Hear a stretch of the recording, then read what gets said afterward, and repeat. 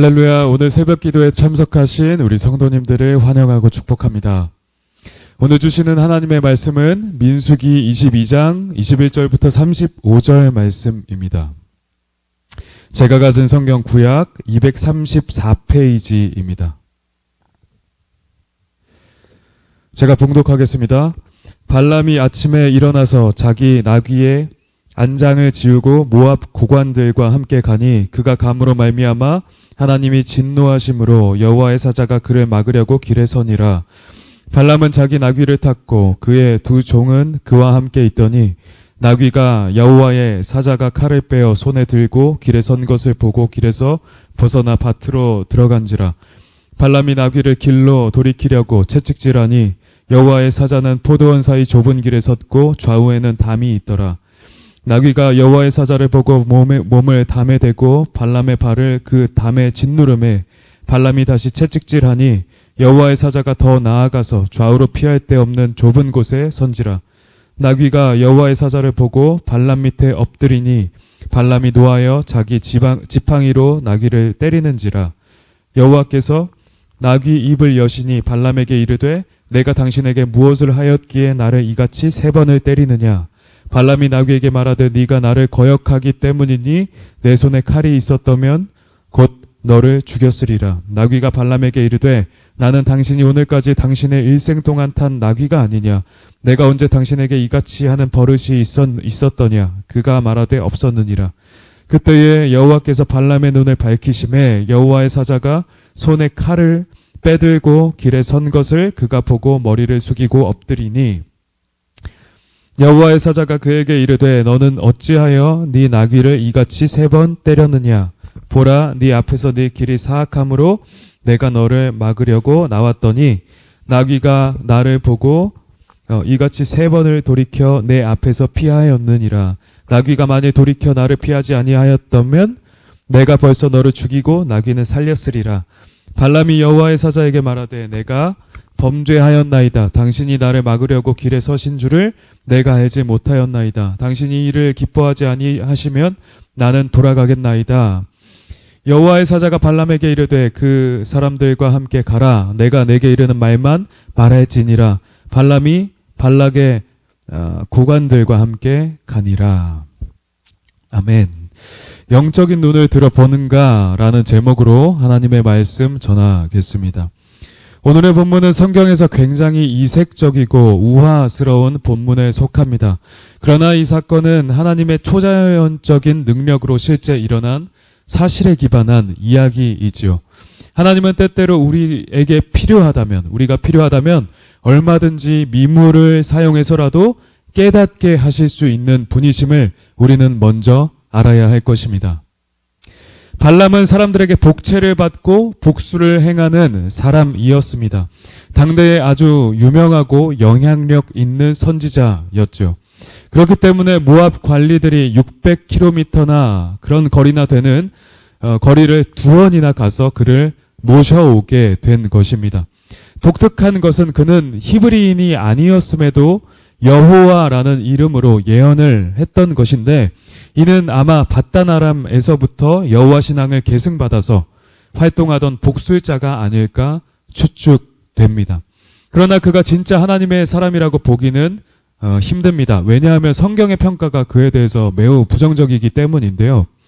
그는 후에 이스라엘 백성들에 의하여 진멸당하게 되죠. 여하튼 발람은 모압 왕 발락의 반복되는 요청에 따라서 이스라엘을 향하여 예언하기 위해 나귀를 타고 모압까지 여행하게 되었습니다.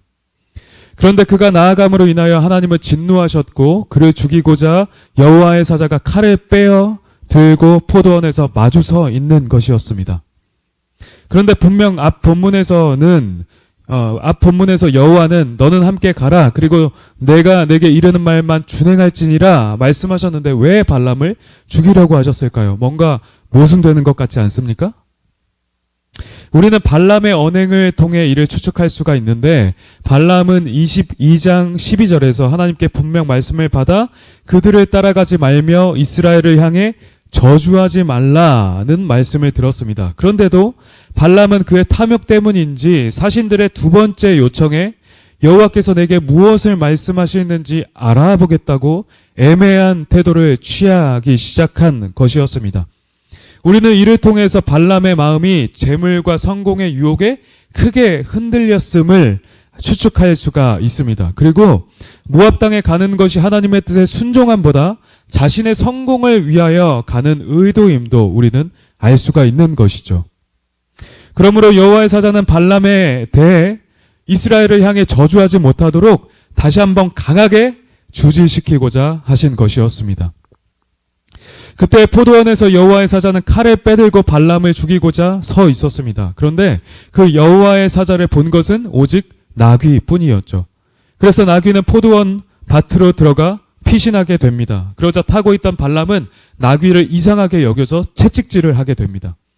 그런데 여호와의 사자가 가까이 다가와 이제는 포도원 사이 좁은 길목에 서 있는 것이었습니다. 그 좌우에는 담이 있었는데 나귀가 여호와의 사자를 보고 또 피해서 담에 몸을 바짝 대고 있었죠. 이에 발람의 한쪽 발이 짓눌려서 발람은 또 나귀를 아주 강하게 채찍질하기 시작했습니다. 여호와의 사자가 더 다가오자 나귀는 또 겁에 질려서 그를 보고 엎드려 움직이지 않았습니다. 이에 발람은 화가 나서 자기 지팡이로 나귀를 또 무자비하게 세 번째로 때리게 되었죠. 이에 여호와께서는 나귀의 입을 여셔서 발람에게 말하게 하십니다. 내가 당신에게 무엇을 하였기에 나를 이같이 세 번이나 때리느냐? 발람은 네가 나를 거역하였기 때문이다. 만약 내 손에 칼이 있었으면 내가 당장에 너를 죽였을 것이다. 대답합니다. 나귀는 또다시 대꾸합니다. 내가 이제껏 당신에게 이렇게 한 적이 있었느냐? 내 평생에 당신에게 이렇게 한 적이 있었느냐? 대꾸합니다. 바로 그때에 여호와께서 발람의 눈을 밝히 여시는데 그제서야 여호와의 사자가 손에 칼을 빼들고 길에 선 것을, 눈앞에 선 것을 보게 되었죠. 그러므로 발람은 엎드려서, 그 앞에 엎드려서 벌벌벌벌 떨게 된 것입니다. 그때 여호와의 사자는 말씀합니다. 네가 어찌하여 네 나귀를 세 번이나 때렸느냐? 내가 온 것은 너의 길이 사악함으로 내가 너를 막으려고 온 것이다. 만약 나귀가 세 번이나 돌이켜 피하지 아니하였더라면 내가 벌써 너를 죽였을 것이다. 그러므로 발람은 이제 회개하고 여호와의 사자에게 순종하여 발락의 고관들과 함께 다시 그 길을 가게 되지요. 그는 이제 정말로 여호와께서 이르시는 말만 준행하려고 작정하게 된 것입니다. 우리는 이 본문을 통하여서 어떤 교훈을 얻을 수 있을까요? 발람은 당대 가장 유명하고 저명한 선지자로 여겨졌지만 당시 어리석고 완고하다고 여겨진 당나귀에게 책망을 받게 됩니다. 그는 한낱 짐승에게 질책을 당하게 된 것이죠. 어째서 발람은 이 무식한 짐승인 나귀에게 책망을 받게 되었을까요? 그는 그만큼 영적으로 매우 어둡고 우둔하며 무지한 상태에 있다는 것을 우리가 알 수 있는 것입니다. 그는 여호와 하나님을 운운하며 예언하고 당대의 가장 뛰어난 선지자로 불렸지만 그의 실존은 여호와께서 인정하시지 않으셨다는 것을 우리는 알 수가 있는 것입니다. 그의 행위는 신앙적인 듯 했지만 하나님을 전혀 보지 못하였으며 영적인 일을 깨닫지 못했습니다. 왜일까요? 그는 자신의 탐욕과 성공을 위하여 눈이 멀어서 하나님을 이용할 뿐이었기 때문입니다.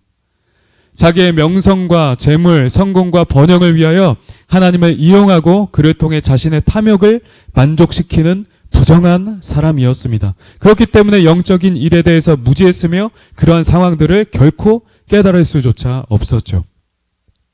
우리 역시 이런 발람과 같은 영적 어두움이 우리에게 있지는 않은지 스스로 판단하고 점검해 보아야 할 것입니다.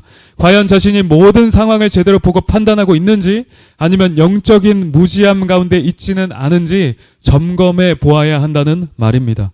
우리가 하나님을 위해 일한다고 말하지만 결국 그 내면의 동기가 주의 몸된 교회를 위한 목적이 아니라 자신의 성공과 번영을 위한 것이며 결과적으로 하나님을 이용하고 나의 욕망을 채우려 하는 것이라 한다면 그것은 확실히 영적인 무지와 어두움 가운데 있는 것입니다. 이는 하나님의 뜻이 아니기 때문이죠.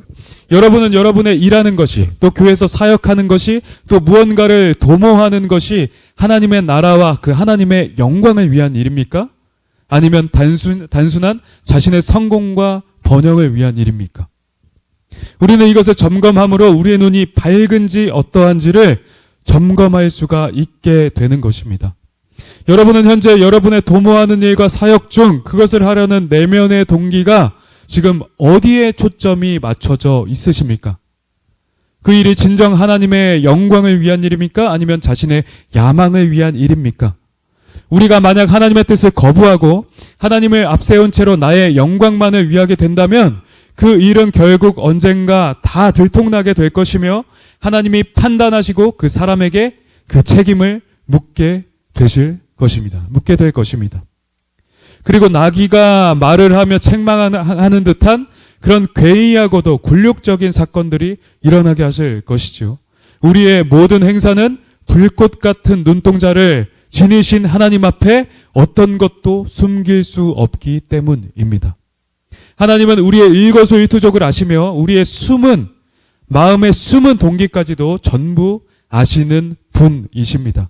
그러므로 우리는 우리의 마음과 동기를 회개하고 온전하게 하며 하나님의 뜻에 올바로 순종해야만 하죠.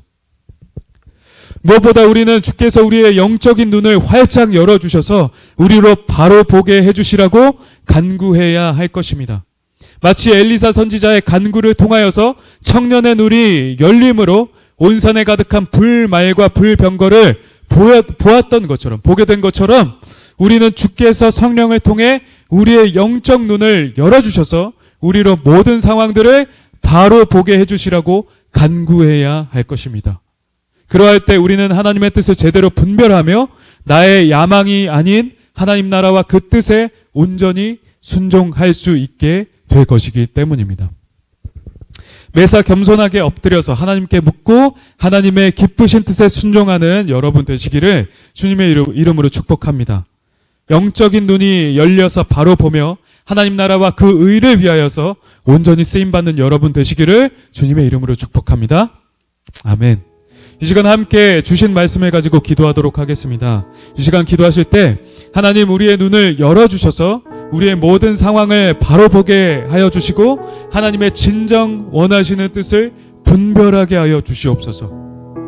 그리고 그 하나님의 뜻에 온전히 순종하는 우리가 되게 하여 주시옵소서라고 우리 소리내어 이 시간 함께 기도하도록 하겠습니다. 그리고 개인 기도 제목을 가지고 하나님께 기도하며 나아가도록 하겠습니다. 함께 기도하겠습니다. 하나님 아버지 감사합니다. 오늘 말씀을 통하여서 하나님께서 기뻐하시는 뜻이 무엇인지 우리가 분별해야 됨을 우리가 보게 되었습니다. 우리의 영적인 눈을 활짝 열어주셔서 하나님의 기뻐하시는 뜻을 우리가 분별하게 하여 주시고 그 분별하신 뜻에 따라 나아가서 하나님께 순종하고 하나님을 기쁘시게 하는 우리들의 삶이 되게 하여 주시옵소서. 오늘 하루가 그렇게 하나님을 기쁘시게 하는 순종하는 기쁨의 제사를 드리는 그러한 하루가 되게 하여 주시기를 원합니다. 감사드리며 주 예수님의 이름으로